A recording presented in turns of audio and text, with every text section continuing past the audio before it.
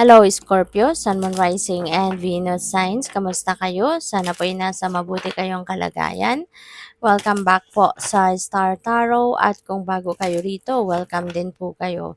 Please subscribe, like, share my videos and leave me a comment kung naka-resonate po kayo. So, first card ni Scorpio, we have the bear. Ayan. So, maganda naman si bear. This is nice. Kasi maari no na yung karelasyon mo or yung person mo is a very responsible person, no? Maalaga, may concern sa mga mahal niya sa buhay, may concern sa iyo, a good provider as well, no? At masipag, yung ganon. Kaya maswerte ka, no? Kung ganito yung klase din yung person mo. Or po pwede rin naman na it's the other way around. Po pwedeng ikaw din ito. Po pwedeng ikaw din ay ganito, very responsible, a good provider, ganyan, no? Maalaga sa person mo, sa mga anak mo, sa pamilya. So, we have Skype. Ayan. So, most likely, ang iba sa inyo dito, baka um, merong conflict, you know? O pwedeng may conflict kayo sa inyong person at this time. Maaring may hindi kayo napagkakaunawaan, maaring merong issue, maaring merong hindi na pagkakaintindihan kasi siguro baka ang kulang sa inyo ay pag-uusap. Because otherwise, kung kayo ay nag-uusap, kung nadidiscuss ninyo yung issue ninyo with your person, so siguro naman by this time, napag-usapan nyo na yan at na-patch up nyo na, 'di ba? Na-deal with nyo na. Pero siguro nga, baka hindi kayo nakakapag-usap.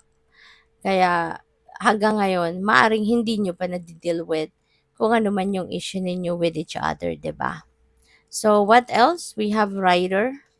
Ayan. So, mukhang ano 'to, pupuwedeng ang iba sa inyo kung single pa, baka magsisimula kayo ngayon ng bagong karelasyon or I mean bagong relationship, 'no?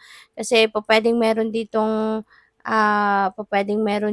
makikilala ka, may bago kang makikilala and pupuwedeng magiging seryoso ito sa'yo or pupuwedeng baka fling lang or magfi-flirt-flirt lang, 'di ba?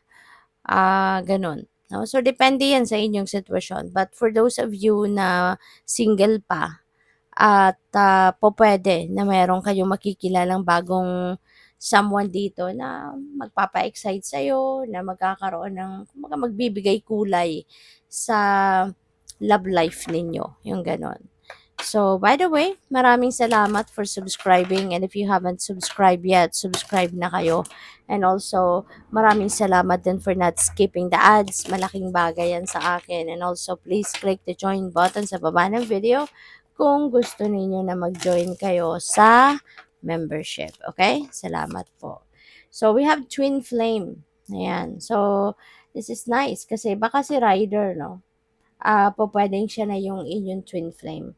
Pupuwedeng yung bago ninyong makikilalang tao ngayon ay baka may tendency na maging jowa mo nga, 'no, because maaring magkaroon agad kayo ng strong connection nung unang araw pa lang or unang beses pa lang ninyo na magkakilala, magkausap, 'di ba? Pupuwedeng ramdam mo agad, 'no, yung strong connection between the two of you, 'no? Kasi yung pala talaga siya ay yung twin flame. So, we have long distance. Maaari din ang iba sa inyo rito yung ka-relationship ninyo siguro baka nasa ibang bansa, nasa ibang lugar, malayo sa'yo. So, geographically, ano siguro kayo, malayo sa isa't isa. So, LDR ang peg ng iba sa inyo dito, Scorpio. Pupuwede rin naman, no, na yung bago mong makikilala could be online. Pupuwedeng makikilala mo lang siya sa social media or kung ano mang klaseng platform, ano, online. Baka doon kayo magkakakilala. Pupuwedeng dating site, puwedeng gano'n, ano, or puwedeng sa IG, FB, mga ganyan, WhatsApp. So, yun, baka malayo sa'yo, no, ang person na ito. And this could be someone, no, na maaaring kaya kayo mararamdaman mo parang parang malalim agad 'no, yung naramdaman ninyo sa isa't isa. Parang ang tagal na ninyong magkakilala, parang meron na kayong history with each other before talaga. Kasi pupuwede na baka nagkarelasyon na kayo noon sa inyong past life, 'no?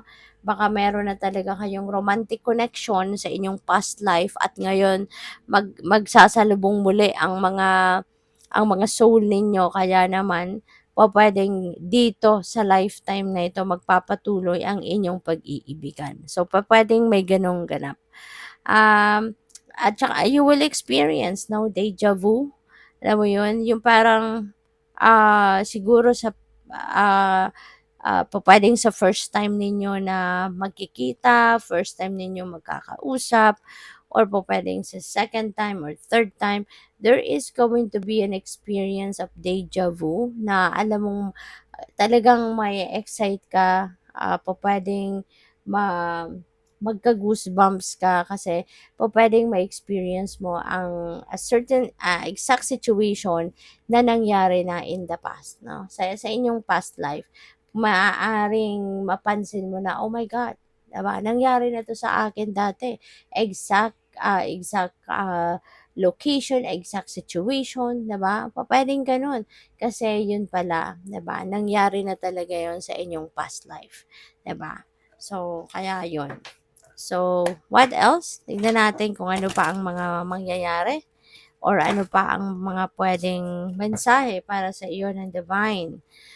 So, we have the 7 of Pentacles. May inaantay ka, no? O pwede ng iba sa inyo dito, Scorpio, nag-aantay talaga kayo ng inyong Mr. or ng inyong Miss Right, no? Maaring matagal ka nang nag-antay or nag-aantay sa twin flame mo or nag-aantay ka talaga ng perfect na tao para sa'yo, para maging jowa mo, 'no?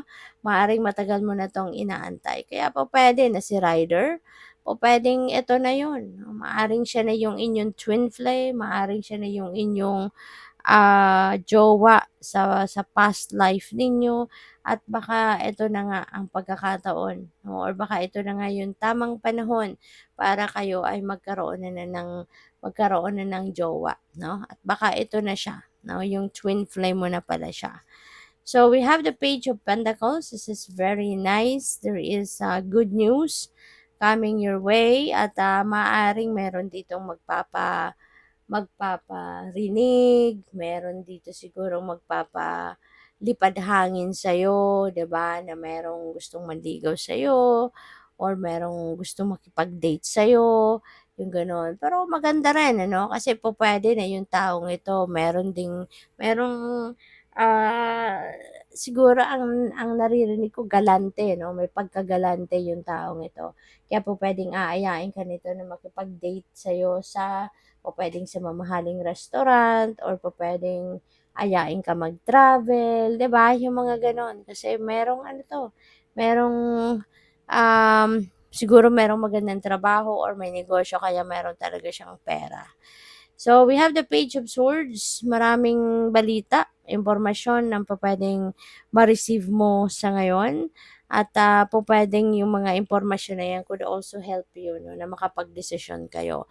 Kasi kung kunyari meron kayong important decision na kailangan gawin sa relasyon or sa mga mandiligaw ninyo kung single ka pa, huwag kayong mag-alala kasi you will be enlightened 'no, sa mga balitang makukuha mo at this time. Good luck. Thank you for watching. Love and light. Namaste.